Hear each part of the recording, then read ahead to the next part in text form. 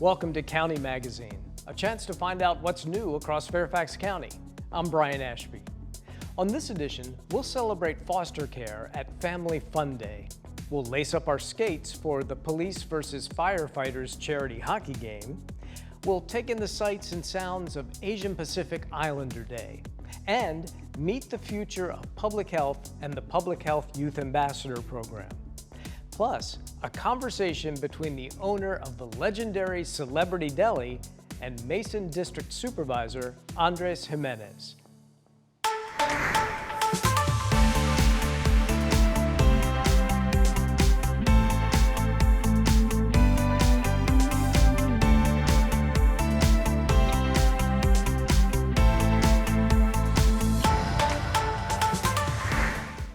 It's no secret to viewers of County Magazine that Fairfax County takes foster care very seriously. But that doesn't mean that things always have to be serious. The Department of Family Services strives to build community and awareness of foster care through fun happenings like this. If you've never been a foster parent, you really don't know the challenges of being a foster parent day in and day out. And we ask them to do great things and to care for children who have been traumatized and have special needs. So for them to develop relationships with each other, they know what they've been through. They know what it's like to bring a child into your home and to care for them. I think one of the best things is our foster parents get to connect with one another. So they get to meet each other, reconnect if they've had shared children in their homes and things like that. So they really can develop that support system among each other. Our first one was last year, and we really wanted an opportunity for foster parents to come out, meet each other, and have just time out in the community, in the park, show our appreciation for all the work that they do. And we always need foster parents, so I think, some people are like, what's it like? Yeah, I don't know that I can do that or I have the time, and so I think it's just about getting more information to figure out how you can support. Maybe you can be a foster parent. Maybe you could support our older teens in foster care, or even support our foster parents. So there's a place for everyone to really help the community. It's always good to just bring community awareness. I think a lot of people don't know that there are children in need in the Fairfax County community. So whenever we can be at community events, out in the public, just to raise awareness about the importance of those vulnerable in our community. But I do want to thank all of you for your passion and commitment to foster care. And it's one of those things that the more we talk about, the hope is more people will get involved and help out. We all know that our most valuable asset is our young people. I do want to present this proclamation to our Foster Care Parents of the Year. So we have Melanie and Adrienne. You probably already know them very well, but I want to present this to you on behalf of all of our residents of Fairfax County, and thank you and congratulations to you. Thank you. I think fostering is the best thing you can do for your family. I know it's not for everybody, but I can't emphasize enough how much this has changed us and our family dynamic, not just our immediate family, but scattered throughout.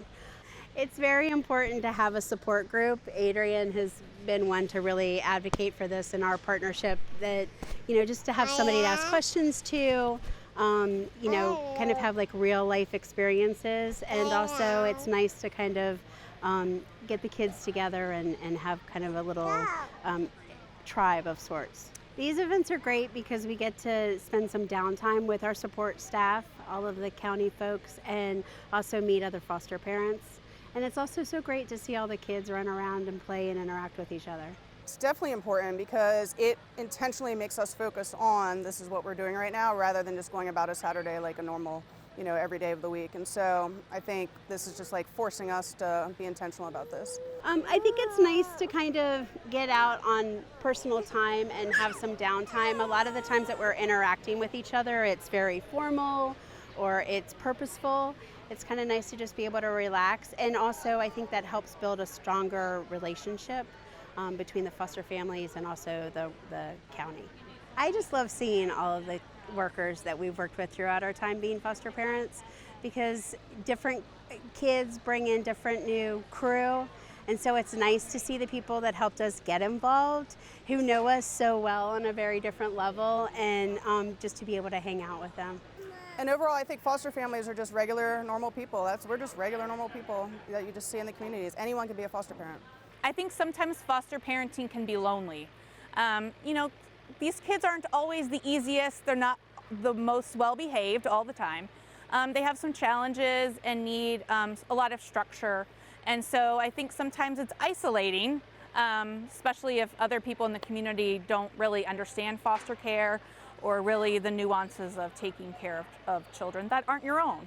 Our foster parents are just the day-to-day, but they have faith-based communities, they have social workers that come into their homes, they have therapists, they have school staff, people in the community and rec centers that really support them. So we really couldn't do this without the community support. And our foster parents wouldn't be as successful as they are without that support. I would really want them to know that you're not foster parenting alone. So there are other foster parents that have been where you are, have experienced what you are, and you also have a great group of professionals here at the department that will come and really walk hand in hand with you to support them. There's always something that we don't know, and there's always someone to ask. So you could search the website, ffxeffectiveandefficientgovernment, and search foster care and adoption, and it'll take you to some more information about our program. Or if you're really interested in learning more, you can send an email to beafosterparent@fairfaxcounty.gov. Ordinarily, the police and firefighters in Fairfax County play nice together, jointly and bravely responding to the most harrowing emergencies in our community. But every year, they get a chance to drop the gloves and face off in a friendly charity hockey game. Check it out. This is our 5th annual Police versus Fire Battle of the Badges. It was a really close game. 3-2 was the final score. Unfortunately, we came up a little bit short in the police department, but it was a great battle. I kind of equate it to sibling rivalry, right? Like you might battle your brother or sister, but then you've always got each other back at the end of the day. And we train together, we work together 365 days a year. And then when we get out on the ice, we battle it out a little bit. We don't hold back, but at the end, we all shake hands. And you know, we have that brotherly, sisterly relationship to move forward. I think it even makes us stronger in the bonds that we have at work when we do things like this. In addition to this being a great rivalry that we get together and play each other every year, and the competitiveness that's innate in both our professions, people actually do benefit from us coming together and playing this charity game, and that's what it's really all about. The Officer Down Memorial page was actually started by a captain on the Fairfax County Police Department, and it brings to the attention of 18,000 police departments around the country in real time whenever a police officer or a sheriff is killed in the line of duty. So it's become an entity unto itself.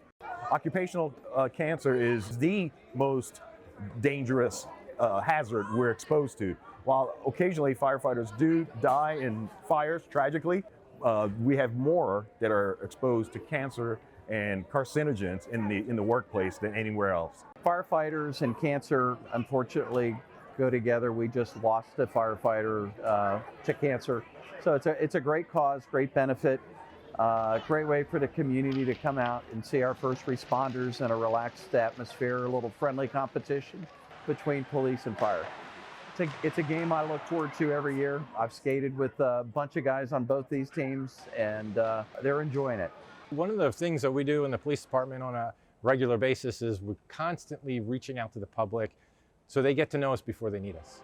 This is another one of those. I mean, it's amazing, you know, like we just love playing hockey, but playing for a good cause just makes it even that much better. And then when we get the community out here and we see people from the neighborhoods watching their public servants, police and fire, in a different way than when they may come in contact with us in the street, it's a win-win all around. Perhaps Fairfax County's greatest asset is its rich cultural life. And nowhere is that more evident than in the Mason District, the self-described cultural hub of the county. And how can you disagree with that claim when events like Asian Pacific Islander Day are a regular part of life in the Mason District?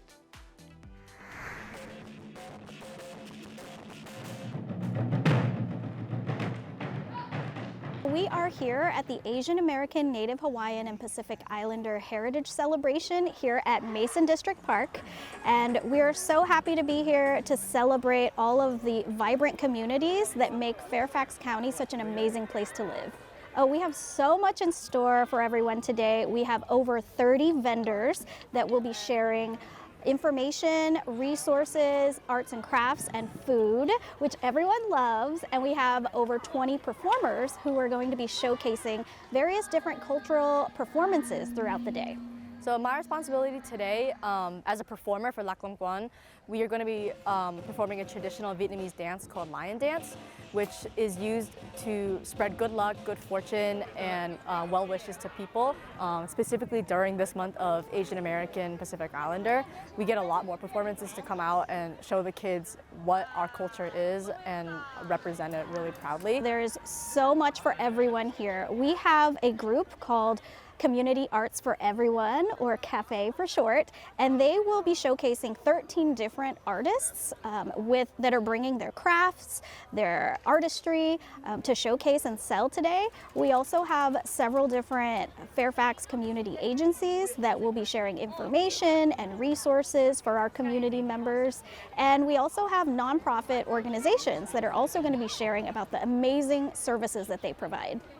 This is so important, especially because we are celebrating the 250th anniversary of the signing of the Declaration of Independence, and what better way to celebrate our 250th than to celebrate all of the communities that have contributed to this amazing country. We have sign-up information. You can contact the Fairfax County Park Authority. You can contact the Asian American Community Center, and we're happy to have anyone join.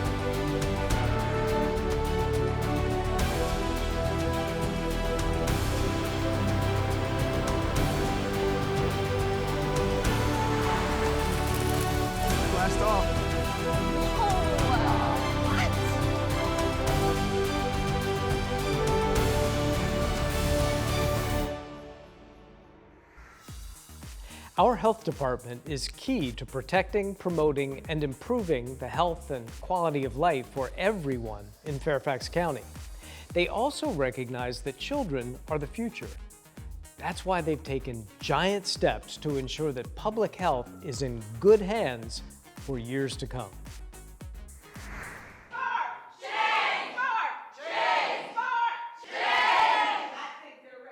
Fairfax Falls Church Community Services Board, also called the CSB, and we are providing services, community-based services for individuals and families in Fairfax County and in the cities of Fairfax and Falls Church who are affected by developmental disabilities, mental health issues, substance use disorder, and our vision really is to provide supports that are going to enable everyone to live healthy, happy lives they can.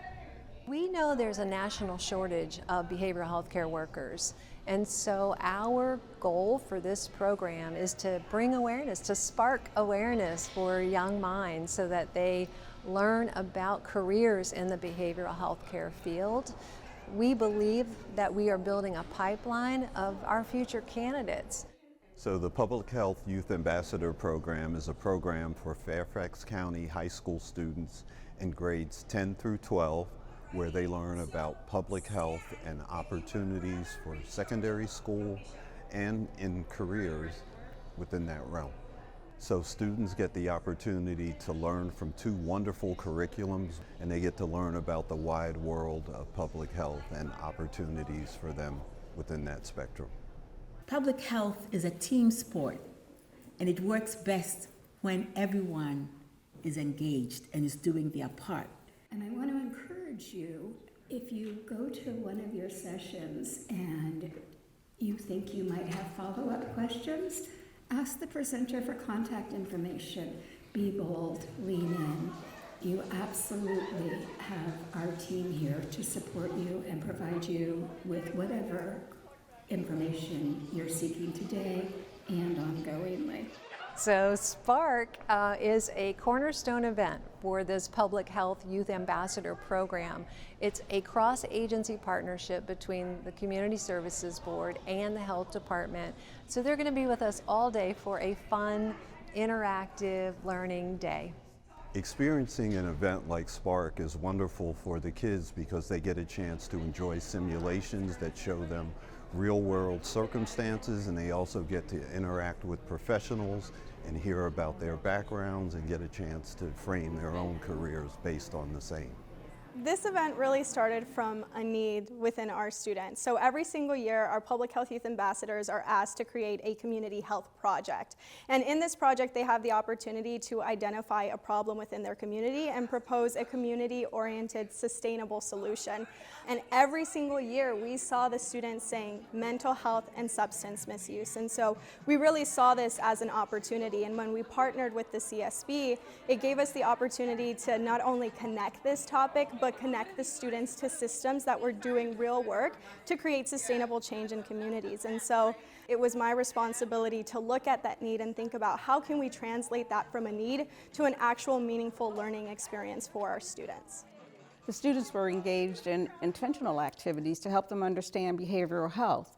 They first engaged with the Human Library, where they actually got a chance to talk to professionals in the behavioral health and behavioral health roles. And what they did with those professionals were they actually talked about what the professionals do every day. They heard unfiltered stories, and they went on to take advantage of a wellness room where they were actually engaged in wellness and creative activities, where they worked on mindfulness boards, they worked on thank you cards and other interactives. The last thing that the students were able to do was they were able to practice some hands-on activities where they actually were engaged in prevention activities and learning what it was to make decisions in the moment. We didn't just want them to be passive learners. We wanted them to come in and be active participants, and we really needed to ask ourselves, what did we want the students to take away from this experience? They're not just Googling a career online, they're hearing about the lived experience about all of these individuals. And so they're able to break down barriers. Maybe they might not have access to these professionals or know about these careers, and so we're opening doors for them. I can definitely see myself have a career in behavioral health. I've always been interested in behavior and mental health. I feel like it's one of the most important things that we really have to take care of as human beings, not just as adults, as teenagers, even in children as well. So today the students had the opportunity to engage in a human library. They also engaged in a wellness and creative activity, and they also had the opportunity to engage in a prevention and decision-making activity. These sessions were engaging for the students because they were not only intentional, but they were personal. These sessions gave students an opportunity to speak with professionals in the behavioral health field and hear their unfiltered stories.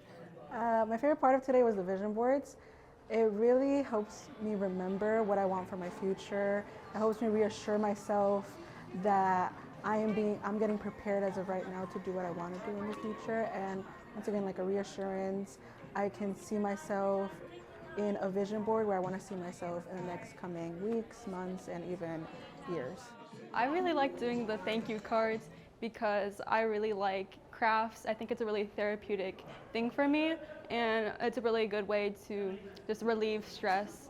And I made a thank you card. I think I'm going to make it for my mom because she's always inspired me to follow my dreams. So first we had a maze, and so what the maze is it checks for your ability to recall, right? So a lot of our activity is about recall. So we give the maze, and first you will do the activity where you go through a maze without the goggles. and then we have you put them on to see if you can go the same way. And what you see through that is it's not as easy. So they start feeling the anxiety starts to ratchet up, right? And it's, well, I just saw this and I remembered it, but now I can't do it because now it's the perception of what you're looking at has changed. So that's what the goggles do. They impair your ability to do something you just did. What we're looking for is, this is how things are if you don't have anything that inhibits you or is in your way or impairs you, versus this is what things look like once you have barriers, inhibitors in the way. So we're trying to show the difference of those two things. My job was done when we did that, right? We showed, that was the point. The point of it all was to say, listen, we don't want you to enjoy this. So then when you're thinking about it, when you're with your friends, because peers, right, as the older they get, the more influence peers have.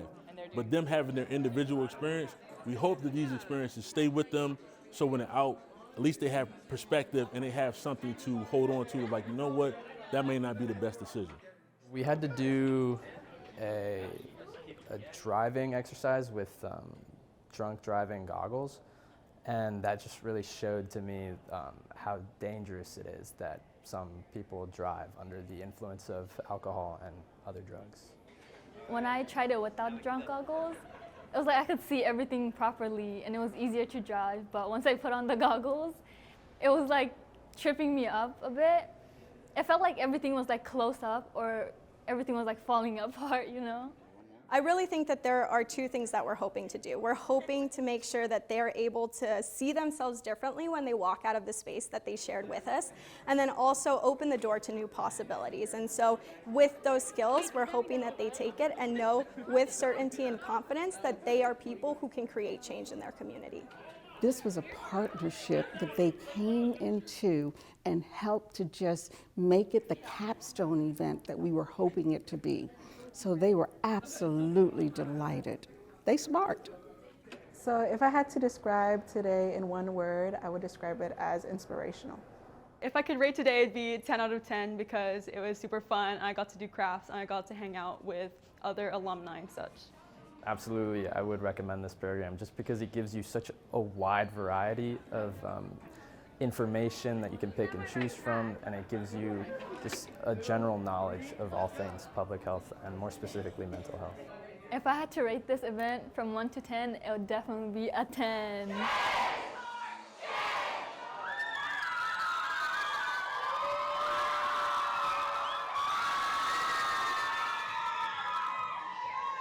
Our goal for the Spark event is to bring awareness to careers in the behavioral health care field, and we recognize that all starts with exposure, and that's what this event is going to do. So the wonderful thing about the partnership between the CSB and the Fairfax County Health Department is that we both have a united focus on influencing our youth, and the Spark event is a fantastic way for our youth to get involved and to see the great work that we do from the inside. Let's make it happen together. Spark! Change!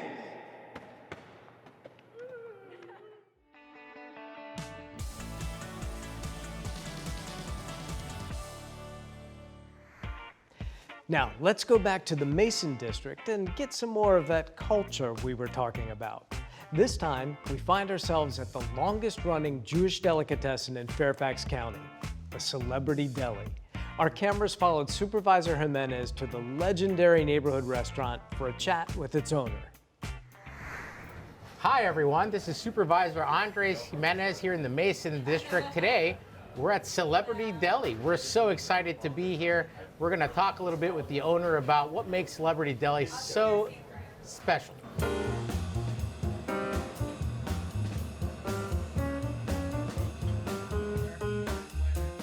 Well, William, how are you? Good, it's good to see you. It's good to see you, my friend. Yeah. We're really excited to be here at Celebrity Deli today.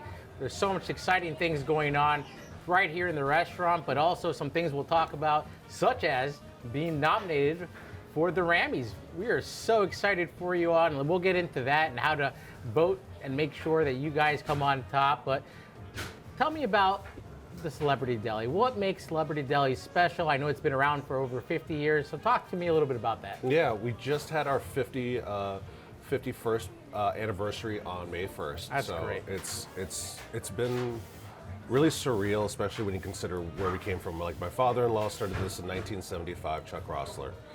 I met my wife, Julie Rossler Thompson, and her and I just came together to kind of continue this. Sure. You know, not just pushing legacy, but it's about, you know, pushing the boundaries of what we can feel we can do here. Right. You know, I feel that what's so special about Celebrity Deli is that it's not only a Jewish deli, but it's one that so many people have made their home that don't know the cuisine. And it's, you know, understanding that this is a 400-year tradition. Like, that's a really big deal. Yeah. Like, you're not just doing stuff for the sake of just putting meat on bread. You're carrying over something that when, you know, Russians and Jews came to the United States originally, they found a way to bring with them some of their home cooking and everything. And so that adoption, that style of doing something that's been going on for like at least 400 years, right, and recreating it every single day makes it just that much more special. So, and it also brings together a community. Exactly. It doesn't really matter from what part of the world you're from, where you live in Mason District or other parts of Fairfax County, but your cooking is making a community come together. Yeah, and what's interesting about that is that's what we try to do here. So it's not just necessarily being a Jewish deli. It's also about taking combinations of different things and putting them together no matter what the background is. So for example, like we've talked before, the pastrami banh mi. You know, I love that sandwich. It is so intelligent in the fact that it takes these flavors that traditionally don't go together. Sure. But they should. And sometimes that's all it's about, kind of like how the United States is a melting pot, you know? That's right. It's that whole concept, and especially in this microcosm of Mason District, that's really cool. So being kind of representative of like having one sandwich that represents the Mason District, it's kind of cool.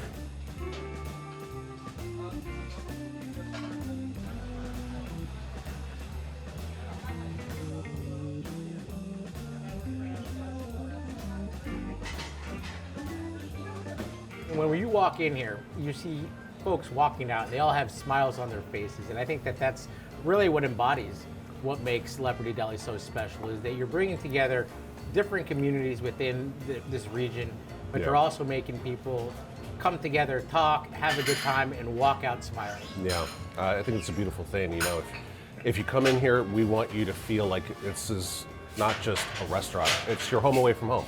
It's another place for you to come back and relax and just enjoy yourself and feel those memories that you used to have when you were younger, where it wasn't just, this is a place to get you in and out. It's like, no, stay for a little bit. Stay for a little bit. We'll talk with you. That doesn't happen these days everywhere. It's more, a lot of times it's like, sit down, here's your check, you're out. Who's the next person in? Exactly. You know, we've eaten here as a staff and had a wonderful experience, left smiling and with our bellies full. But the thing was, it was very inviting. It was a place that we felt we could sit for a while. We could kind of chat and have that communication, that community feeling. Yeah. So that's really a special part of this. I'm grateful for that. Thank you.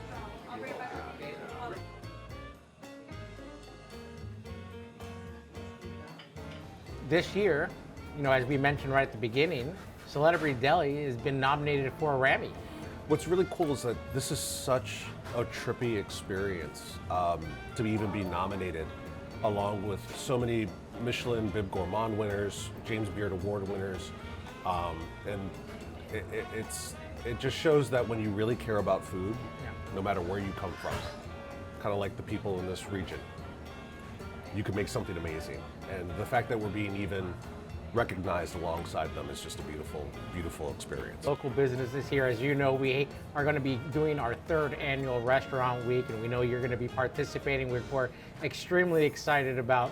Let's make sure that we're supporting local businesses. Yeah, absolutely. William, it's been a pleasure. Thank you so much for your time. It's always good seeing you. Amazing place. Thank you, sir. Thank you very much. Appreciate it. Well, that's going to do it for this edition of County Magazine. Thanks for joining me. Remember, there are countless ways to get out there this summer and enjoy all the rich cultural experiences on offer in the Mason District and across the county. I'm Brian Ashby, and we'll see you next time on County Magazine.